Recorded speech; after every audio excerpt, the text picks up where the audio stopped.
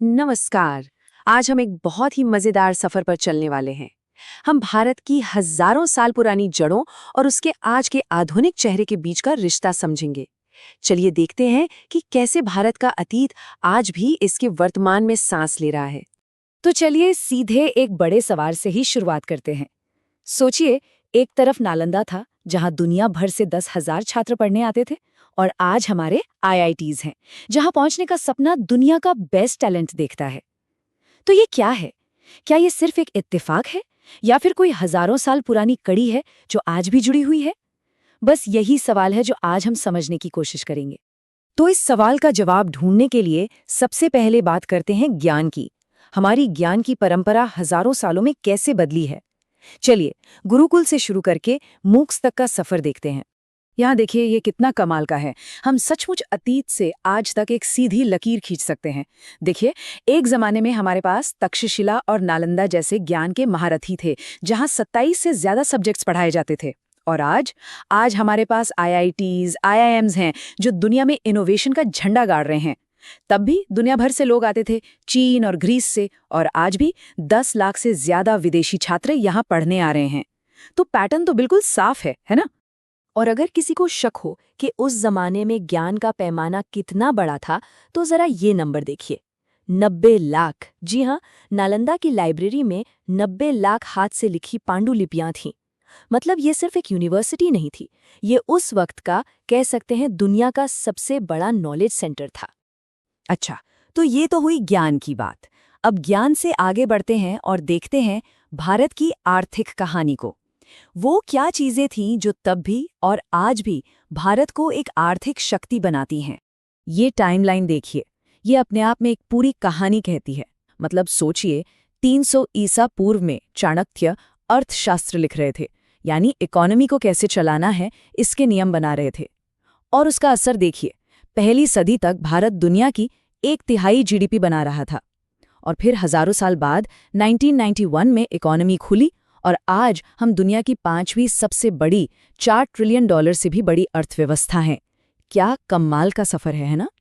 तो सवाल यह है कि व्यापार का अंदाज कैसे बदला। देखिए, पहले हम दुनिया को मसाले और अपना लाजवाब कपड़ा बेचते थे, और आज हम $250 अरब से ज्यादा की आईटी सर्विसेज एक्सपोर्ट कर रहे हैं। लेकिन जानते हैं, वो जो स्पिरिट है ना, वो वही है, रिस्क लेना, दुनिया से जुड़ना और टाइम के साथ बदलना। बस प्रोडक्ट बदल गए हैं, और मेक इन इंडिया जैसी पहलें वो उसी पुरानी व्यापारी वाली सोच का एक नया अवतार ही तो है।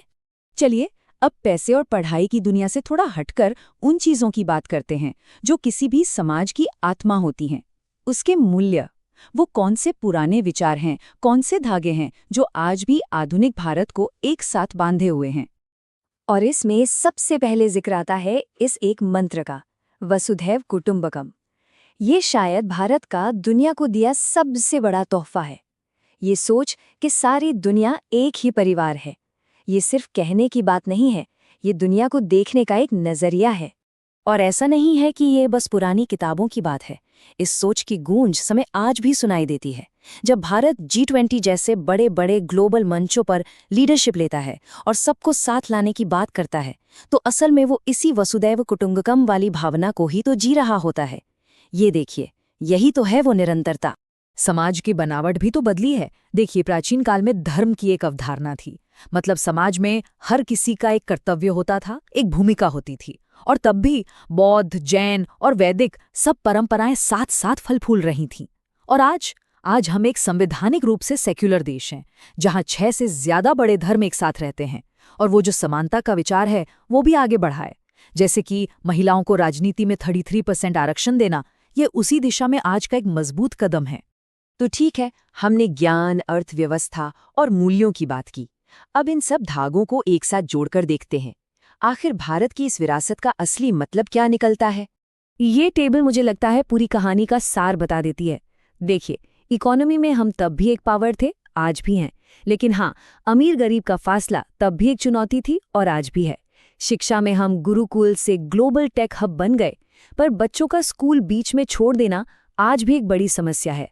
और कल्चर में हमारी वो जो सहिष्णुता की विरासत थी, वो आज योग जैसी सॉफ्ट पावर बन गई है, लेकिन शहरों के बढ़ते दबाव अपनी नई चुनौतियां लेकर आ रहे हैं। तो मतलब ताकतें भी हैं और चुनौतियां भी साथ-साथ चल रही हैं। तो यहाँ सबसे जरूरी बात जो समझने वाली है वो ये है कि आज का भारत अपने अतीत की कोई कार्बन कॉपी नहीं है।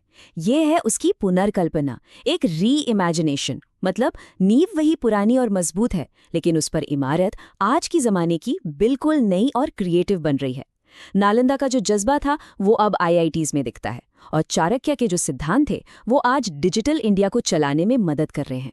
और इस पूरी बात को समझाने के लिए स्वामी विवेकानंद के इस एक वाक्य से बेहतर कुछ नहीं हो सकता।